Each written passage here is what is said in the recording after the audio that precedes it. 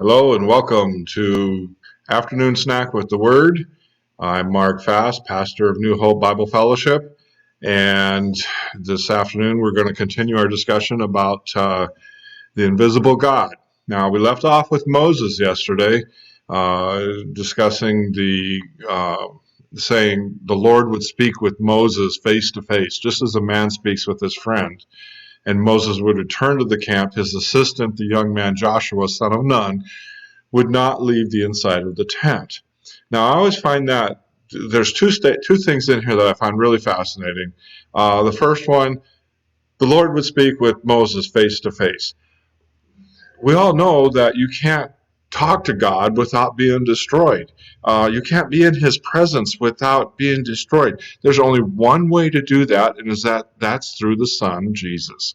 So I believe here this is the Lord, because that's Jesus, right? He's God. Jesus is God. Jesus would speak with Moses face to face.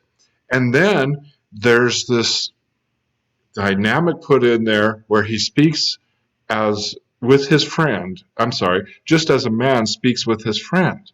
Now, that God would call Moses his friend is incredible. God calls us as believers his friend. He wants to be our friend.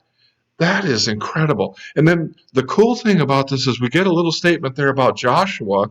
Um, he's sitting there. He wouldn't leave the tent because of the glory that was in there. I mean, this light that Jesus wore, it was so physical that it would just linger. And Joshua would sit in this tent and just linger in the leftovers of God's presence. He desired what Moses had. And, think about it. Joshua's in there just eavesdropping. Wow. Oh, that's pretty cool. And have you ever eavesdropped on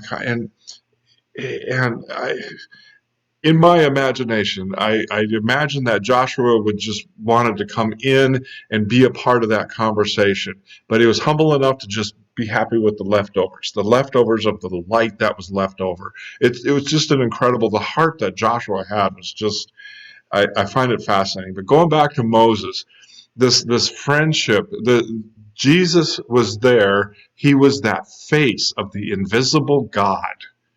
All right, we go back again to the invisible God aspect back in Colossians. Where is it here? Oh, I'm in the wrong window. Sorry. Here we go. In Colossians. And he opens up in verse 15. Paul writes, He is the image of the invisible God, the firstborn over all creation. And what I find interesting about that is that image, the image of the invisible God, it's a physical aspect of invisibility. It's just fascinating. It's something that's just incredible to wrap your mind around. Once again, we're out of time. We'll continue this again tomorrow about the invisible God, the image of the invisible God. Enjoy your afternoon. Thank you for tuning in.